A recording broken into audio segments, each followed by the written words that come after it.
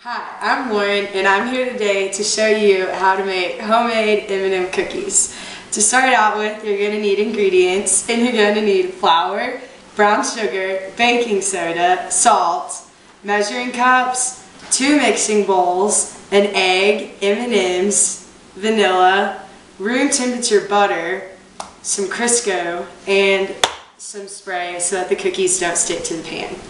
Okay, first you're going to take half a cup of shortening,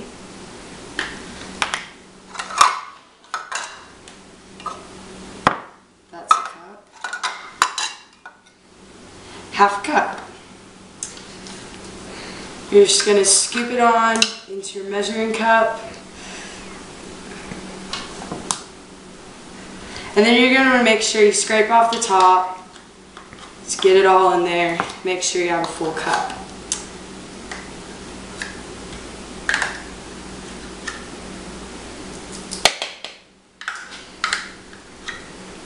Next, you need half a cup of butter, which is just a stick.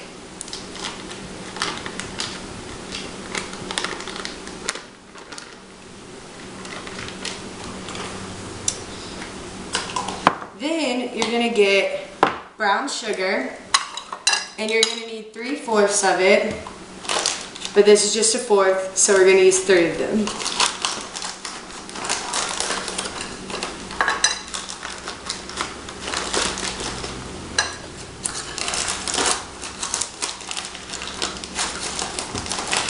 Make sure that you pack in the brown sugar firmly.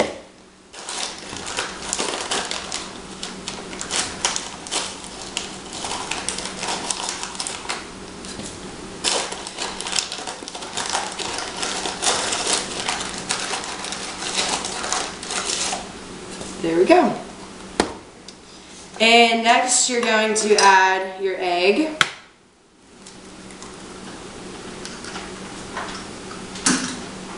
And you're going to add your vanilla, and you're going to need 2 teaspoons of it.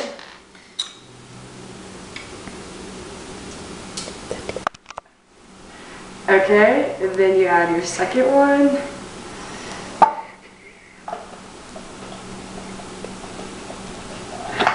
Alright, and then you go ahead and mix this up.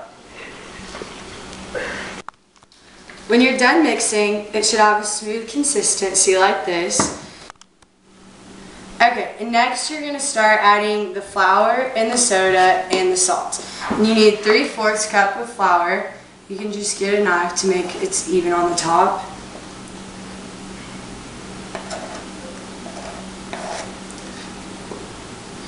And then, there we go, that's 3. Okay, and now you're going to need a teaspoon of baking soda,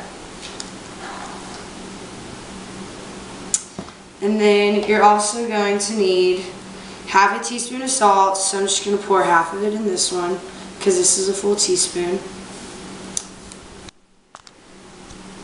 And now it's time to add your M&Ms, and you're going to need 1.5 cups of them.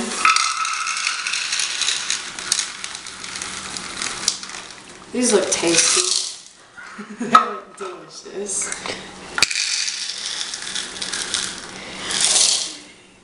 And if you really love chocolate, feel free to add as many M&Ms as you'd like to, because I personally like to add a little bit more myself.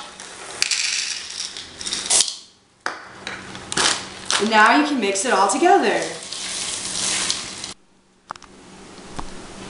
Whenever you're done mixing, it should look like this. It should look really tasty.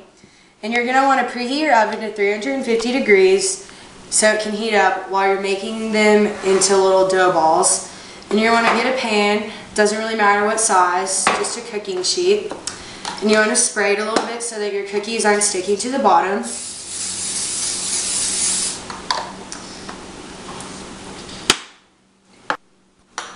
And next you want to scoop a little bit of the cookie dough. I like 2 spoons so it doesn't get all sticky in my hands. Just make it a little ball and just put it on the cookie sheet like so. And you just want to keep doing it until you fill up your pan. And you don't want to put the cookies too close together because then they'll melt or they'll cook together and make a huge cookie. And that's no fun for anybody.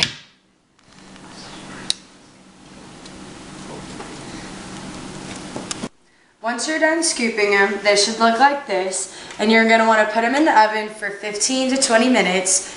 And be careful though, because ovens are really hot and you don't want to burn yourself.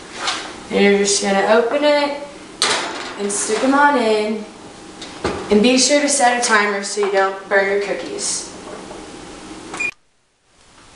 After your 15 minutes has passed, you're going to want to go to your oven and get out those hot, delicious cookies. And make sure you have on an oven mitt so you don't burn your hand when you're reaching for the hot pan.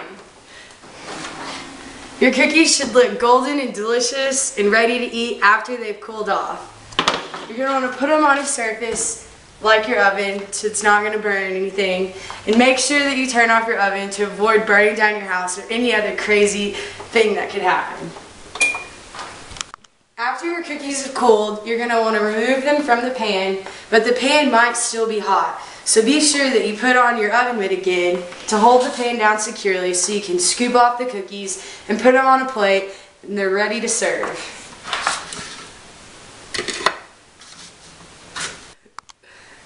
And now that your cookies are done and out of the oven, it's time to enjoy them. I personally like to pour myself a glass of milk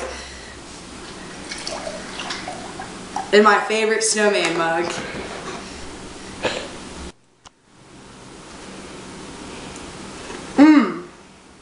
These truly are delicious. Thank goodness I have my milk now. That certainly washes it down very nicely. And you can also dunk it if you prefer to do so. Now that you know how to make delicious homemade M&M cookies, I hope that you can make them at any occasion that you might need them at. And there's also a lot of dough left over to make more than just one batch. Enjoy!